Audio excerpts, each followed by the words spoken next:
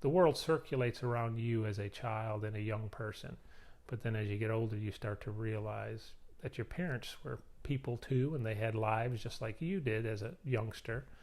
And it's pretty cool when you go back and look at it. I wish I was a little bit smarter when I was younger to ask more questions and realize that, he had been on Earth a long time. He wasn't just dad. He was, a young man and a baseball player, and before he became dad. My name is Chris Schumann, and my dad's name is Henry Schumann.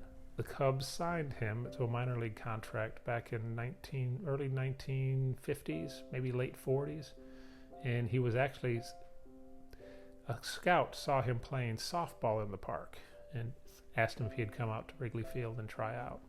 He went out to Wrigley Field and impressed them with his hitting, and then he signed a minor league contract. He was never boisterous about what he accomplished, but he did tell you the story, but it wasn't something that he wore like a badge.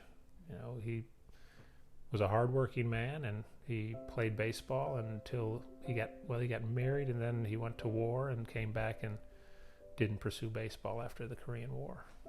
I didn't really comprehend the coolness of it when I got to see kind of the box scores and see my dad's name in the batting lineup and my uncle's name in the pitching lineup.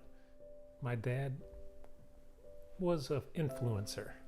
He wanted me to play baseball, and I wasn't too interested then, but I'm glad that he did kind of persuade me to go. But it was no tryouts. Everybody just got to play, and you went down to the local field, which was across some railroad tracks and on the west side of town.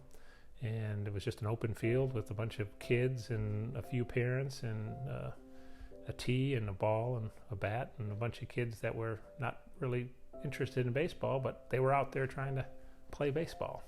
I came from a large family, so there's a lot of people that had to share his attention. So he couldn't give you individual attention all the time, but you had your moments. Well, that's where baseball and sports played. If you did participate, you got a little more attention. You always wanted to do well and play well. It wasn't just a game. It was a game to win, but also to impress your father. I kind of finagled it to go live with my sister when I was 15 years old to help her around the house and with the kids to go play baseball. And my dad, using the word baseball, I got the opportunity to go live with my sister down from Chicago to Anniston, Alabama. And it was probably me manipulating my dad because of sports.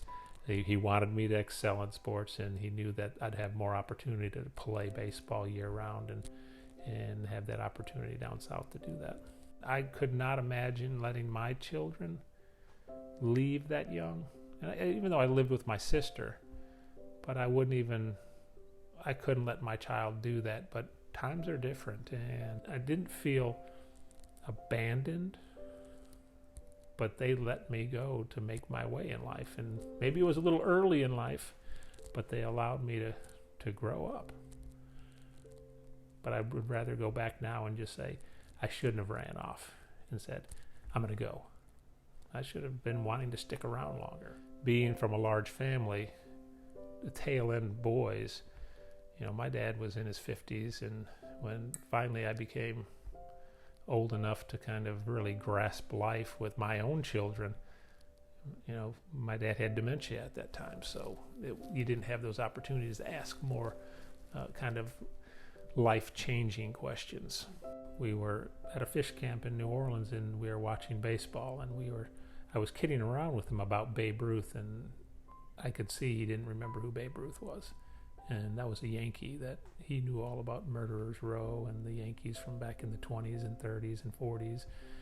And I kind of knew at that point, his mind was fleeting, and he wasn't going to have that, we weren't going to have those conversations anymore. It helps the grieving process when they pass away, because you've lost a little bit of your father for 10 years. So you still love him as a parent, and you know who he is, but the sad part is you feel like they don't know who you are anymore. but you'll never stop loving your parents because, that's your dad. I didn't understand what my dad was going through until, I guess, age brings wisdom, and you realize, wow, there was 11 children. He owned apartment buildings. He had to go through the process of grieving the death of his wife that he was married to for 50 years. That's a lot of things to go through, and you realize, wow, he was a smart man, did a lot of things, took care of his family the best that he could. And sometimes you, as a kid, you think, or a young person, you think it was unfair, things that he did, but he was very fair. I think every boy should have that moment to where it's just them and their dad. And I think that's playing baseball allowed me to have that moment with my dad.